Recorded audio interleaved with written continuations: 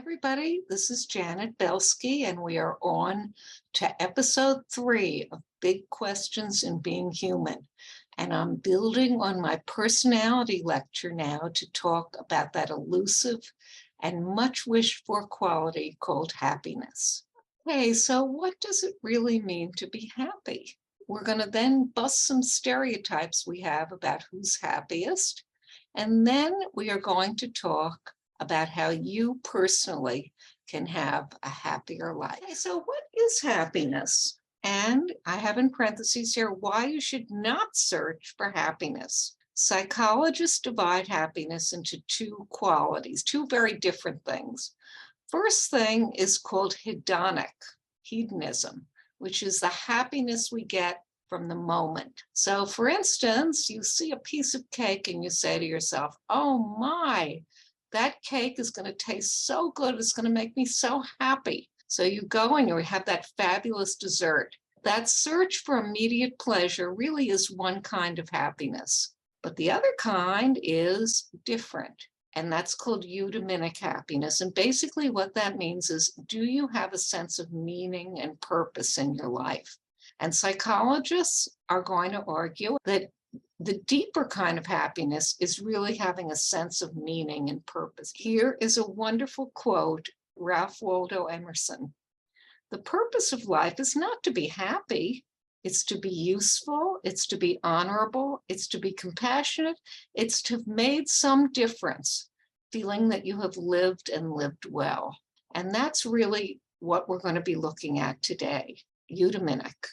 But before we begin, I'm going to talk about some stereotypes that we have about happiness. So the first thing that we think often is people who are good looking are going to be happier than you and I, mere mortals. And the answer often is people who are good looking are going to be happier than you and I, mere mortals. So you're walking down the street or you're seeing this gorgeous women. And you're saying to yourself, if only I was that good looking, oh, I'd be so happy. I've been wanting to be good looking my whole life. And I think many of us are saying that, right, guys? So are good looking people happier than you and I?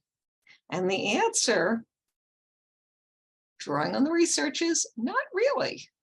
Okay, so having said that, I have to tell you that the research tells us that if you feel that you're good looking, that's a very good thing. In fact, feeling you are attractive outweighs everything else. That's who we are as people in other qualities. But you and I both know that feeling you are attractive is very different than like physically looking like a picture. So it's much more doable than we thought. But the basic principle is, in general, if you are at the very top of the totem pole, in any respect, you're not necessarily in better shape than you're supposed to be. We always think that that's what we want, but not necessarily. First, we're going on to say people were happiest in the good old days. We often say things like, oh, today is so terrible. If only I lived in the past, people were much happier. You know, the Waltons' image of life. They were living in harmony. They got along. Well, I'm here to tell you that for most of human history, people were probably pretty miserable. I mean, there were wars, there were plagues, infant deaths were rampant. So we're really going to look here at the last couple of decades, and specifically, I'm looking in America. And here we find that average self-reported happiness was kind of low in the 70s. Kind of dipped down a little in the 80s, and then it reached a peak around 1993. But since then, actually, there's a reality. We have gotten less happier over the years as a group. Here's my feeling. I was alive in middle age in the early 1990s, and it was a very stable economy, and it was really kind of a peaceful time. We didn't have Fox News, we didn't have MSNBC. We had kind of a shared reality about the way things should go.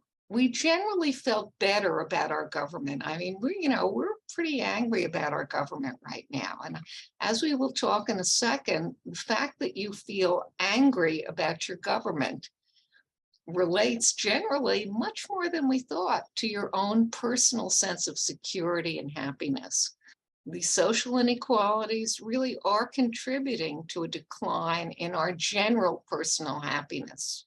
We can look at this by also comparing ourselves to other nations. Now, certainly in America, we are happier than in places that are, really terrible, like Somalia, there's no question that we're happier as a group. But if we look at the quote, developed nations, it really does look like we are kind of low there. And what seems to top the charts every year are the Scandinavian nations. And Canada's happy, Netherlands, but they're happier than we are. Okay, this is from 2013 to 2015, but the same pattern applies today. What's different about being in Scandinavia? And one of the things is that they have trust in their government. They feel that their government is fair. They feel their government is treating the citizens equally. They do have a more socialist country where they take care of you from cradle to grave. But I think more than that, it's a general feeling that you can trust your government. It's so important in being personally happy, having that sense of security. Are rich people happiest? Well, the classic was that if you had over $75,000, you were still a little happier, but you weren't much happier. Below that, having more money made a huge difference. Now, it's not going to be 75,000 now because, of course, of inflation. I don't know what it is, and it's obviously going to vary in different parts of the country. But the message there was if you had enough income to live fairly comfortably, that was what was important. Okay, decoding this even more. Sometimes with regard to more income, it makes a difference, really, obviously, to be able to really enjoy your life. But sometimes if you're at the top of the income totem pole, you're also afraid of falling off. And you may be comparing yourself to a group of very, very rich people. So you live in a community where everybody has a private jet. You have your own, but maybe it's not as nice as somebody else's private jet. We tend to compare ourselves to others. That's basic to our human psyche. It depends on your reference point. So here's another one. Most of us would say it's better to be married. And yes, it is better to be married. I mean, that if you have a good marriage, that's your buffer in life. Isn't it wonderful to have a great marriage? You take care of each other. Also, married people are richer. But yes, married people are happier. It has to be a good marriage. And in that case, marriage does make a difference. We have the divorced people less happy, the widowed people less happy.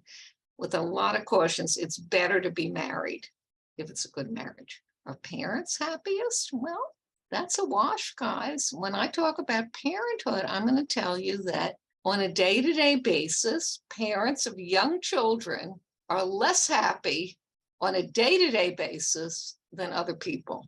But if you ask them, do you have a sense of meaning? Then they may be more happy. The parenthood thing needs to be decoded and really relates to a lot of other issues other than just being happy per se. Here's a big stereotype that we have. We're supposed to dread old age, aren't we? Most of us say, I'm so glad I'm not old. I used to say that when I was younger. At least I'm not old. Of course, now I'm old. But the reality is that old age, in every survey, and of course there are plenty of unhappy older people, but old age, generally speaking, people are more satisfied with their life than when they're younger. How could that be? I'm going to decode this later in the lecture if you are willing to listen to the end of my talk. I'm going to give you my take on what's called the old age paradox of happiness. Now, here we have another happiness myth that we all believe in naturally. I believe in that too. Everybody does. I'll be happy if X, Y, and Z happens to me. I'll be happy when I get what I want. So here's a woman who maybe got a big promotion and she says, oh, I've been waiting for this for years and I am so happy. We do get happy when we get what we want. The problem is that after about 2 weeks, a month later, that feeling fades.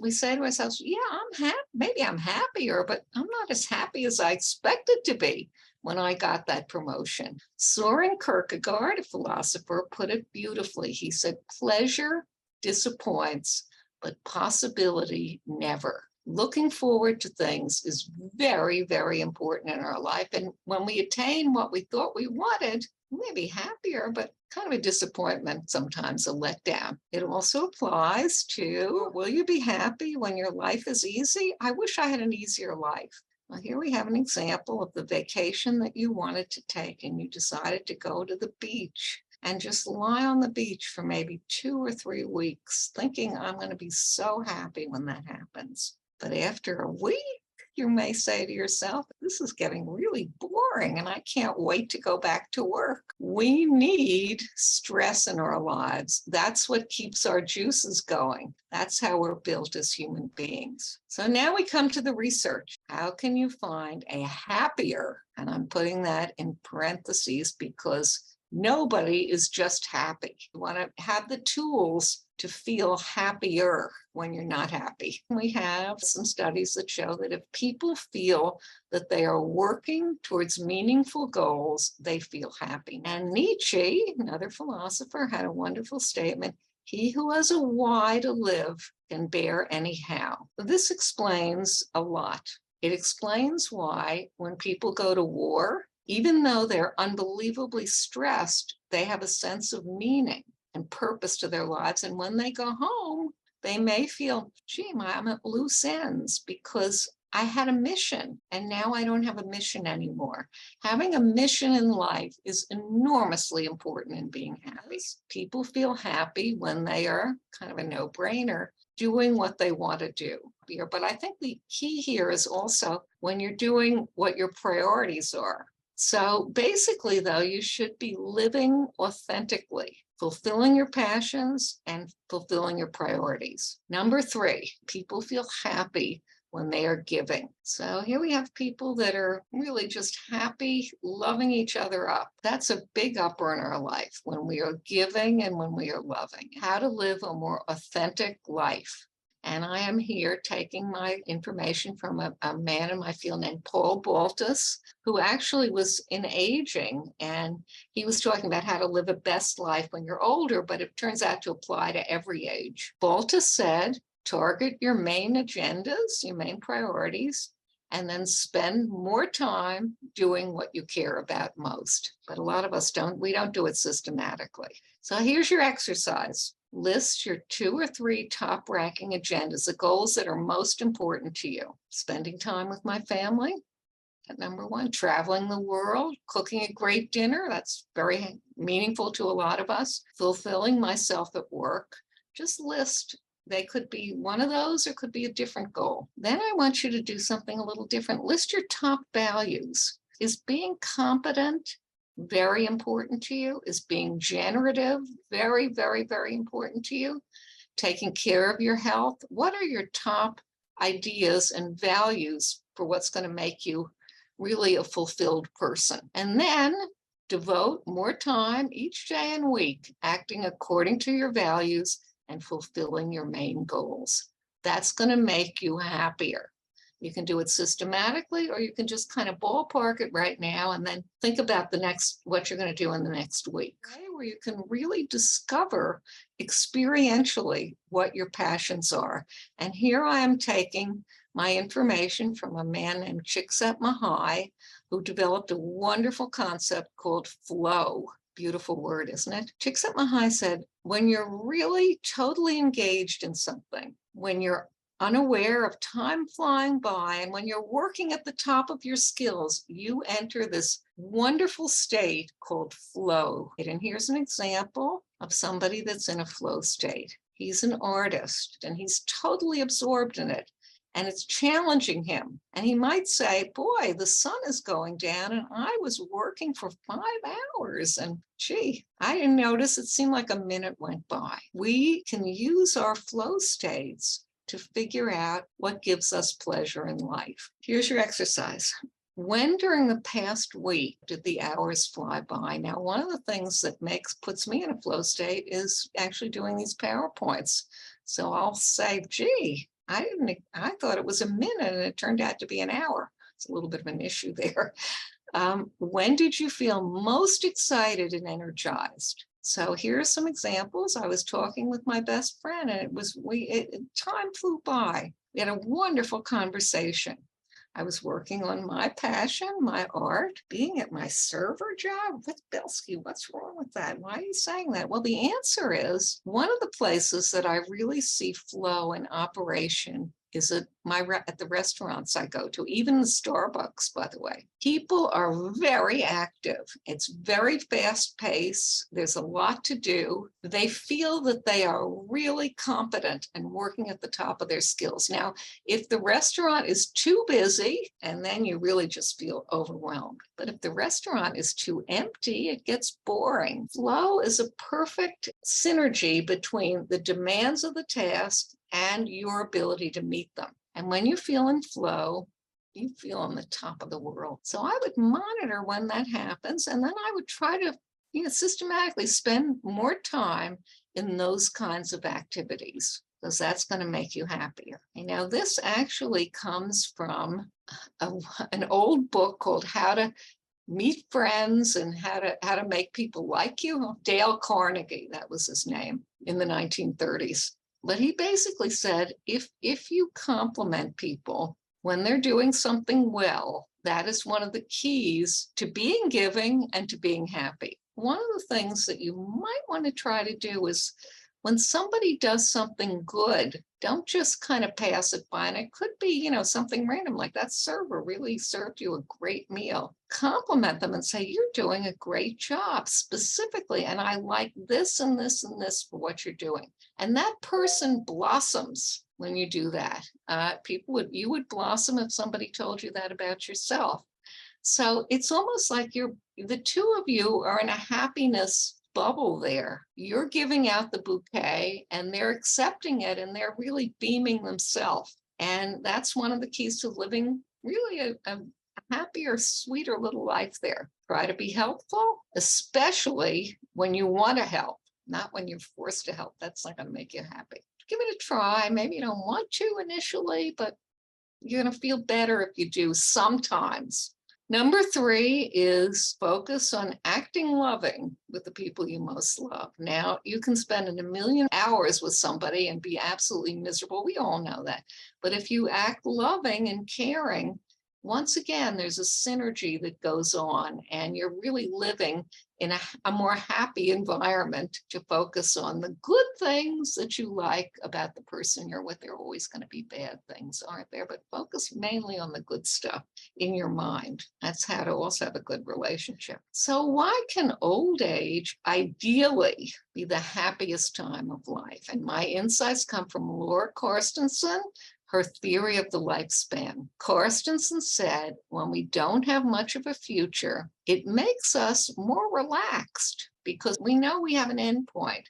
There isn't any place to go. We've fulfilled our major goals or we don't care about our major goals. We're going to focus on the present. And that in itself changes our priorities. When we're focused on the present, we can find joy in the small things in life. When we're older, we're not going anywhere. Done with our career, given up the anxiety-provoking race for success. So today, I'm just going to sit in the park and I'm going to enjoy this lovely spring day.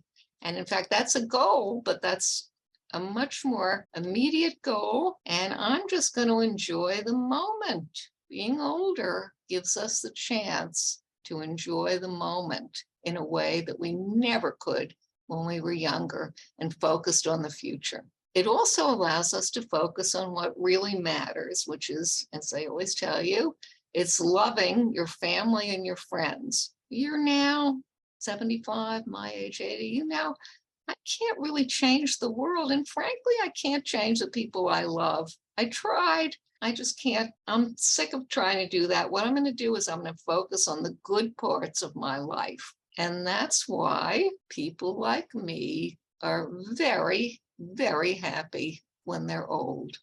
Not all of us, but some of us. So to summarize, happiness is spending time on your passions and living according to your values, living as an authentic person, focusing on the good part of life, not just focusing on what's bad, and being caring, obviously, and kind. That's, we want to do that. That's a mission of ours as human beings. And always having meaningful goals. We don't give up our goals when we're older. But what we do is we change the horizon of our goals. And we still have a lot of meaning, but we have a kind of a smaller horizon there. Like this lecture, you can join me at my website as I've been going through everything I know about human life, because I've been writing textbooks, published my first one, guys, when I was 33, long time ago. And I've been writing these books by now for almost 50 years. Thank you so much.